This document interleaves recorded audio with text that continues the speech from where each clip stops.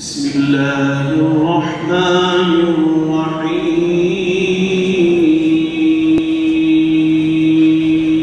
الرحيم ولله ملك السماوات والأرض والله على كل شيء قدير إن في خلق السماوات والأرض واختلاف الليل والنهار لآيات لأولي الألباب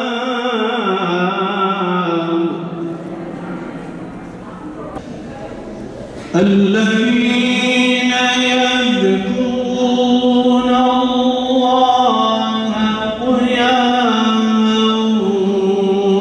وقعودا وعلى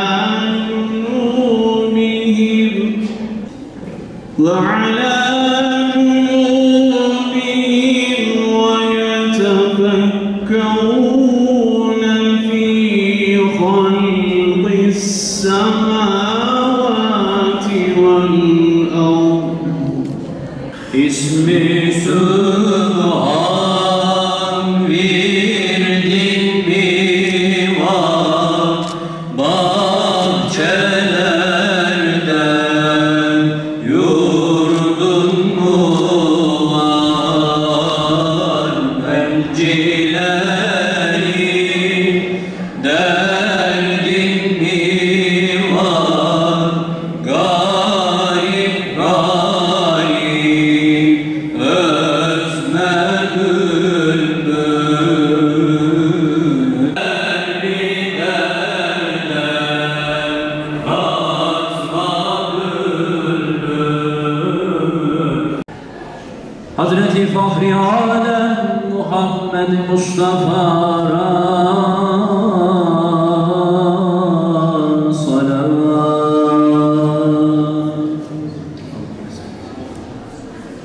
Allah adın zikredelim evvela vacip oldun cümle işten her kula Allah adın her kim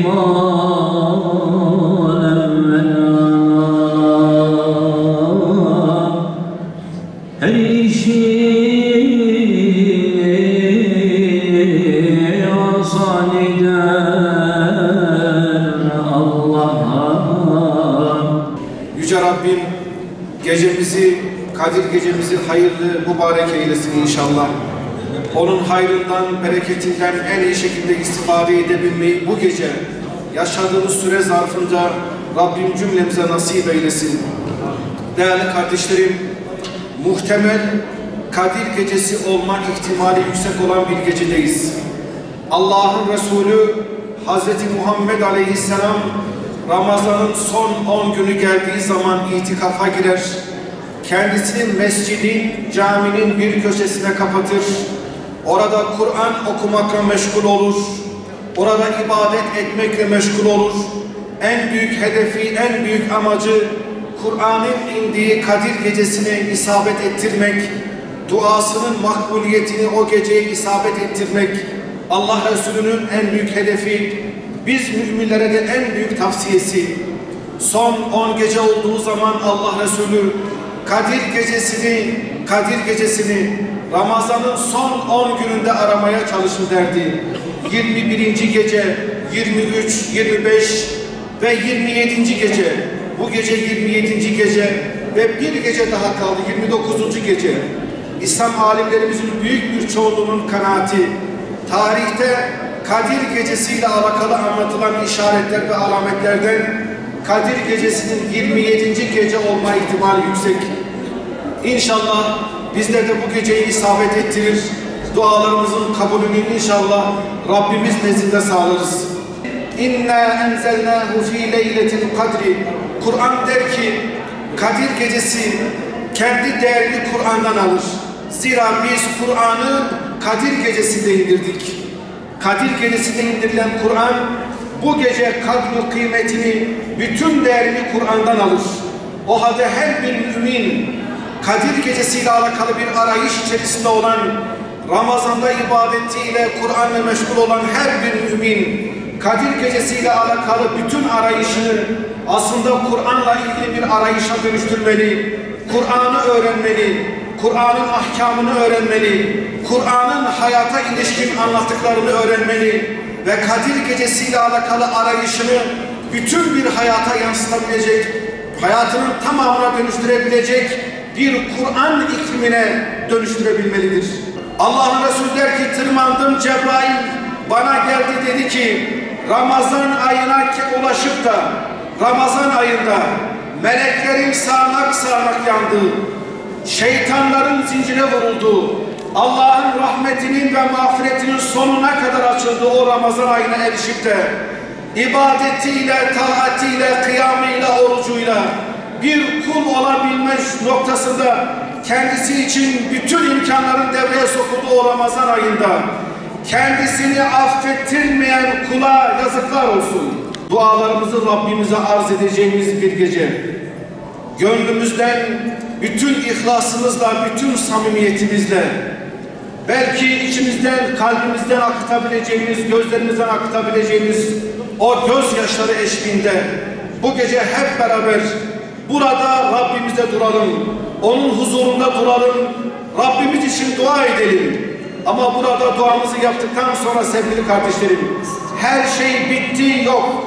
Buradan çıktıktan sonra fecrin o ilk ışıltısının parladığı o ilk ana kadar, imsak anına kadar, sabah vaktinin o ilk anına kadar elimizden geldiğince yine gece ibadetleri yapmak suretiyle, yapabilecek imkanımız varsa Kur'an okumak suretiyle, ama dilimizde hep dua, dilimizde hep dua, dilimizde hep dua olsun sabahın o ilk anına kadar. Allah Resulü'nün en büyük hedefi, biz müminlere de en büyük tavsiyesi, son 10 gece olduğu zaman Allah Resulü Kadir gecesini Ramazan'ın son 10 gününde aramaya çalışın derdi. 21. gece, 23, 25 ve 27. gece. Zira biz Kur'an'ı Kadir gecesinde indirdik. Kadir gecesinde indirilen Kur'an bu gece kadr kıymetini, bütün değerini Kur'an'dan alır. O halde her bir mümin Kadir gecesiyle alakalı bir arayış içerisinde olan, bize bu geceyi hakkıyla idrak eden kullarından eylesin. Son olarak değerli kardeşlerim, Allah'ın Resulü Hazreti Muhammed Aleyhisselam bir gün minberine doğru çıkarken bir adım atar, sonra amin der. Bir adım daha atar, sonra amin der. Şefî-i muzi ceza hürmetine ya Rab, tüm günahlara af ve müjdenin verildiği şu saatlerde, en makbul, en değerli gecede lütfu kereminle dua ve niyazlarımızı kabul eyle. Vesaltehu rahmeten lil alemin. Alemlerin Rabbi, Rahman ve Rahim olan Yüce Allah'ım, hamd senin, nimet senin, mülk senin, bütün bunlarda eşin ve ortağın yoktur senin. Bundan böyle de artık yolumuzu ve yönümüzü saptırma, kalplerimizi yamultma. Dünyanın birçok ülkesinde, bilhassa İslam beldelerinde, Filistin'de, Kudüs'te, Suriye'de, Mısır'da, Arakan'da, Keşmir'de, Türkistan'da ezilen, üzülen, horlanan, işkence gören mazlumlara, mağdurlara, mahrumlara, dindaşlarımıza, kardeşlerimize imdad eyle.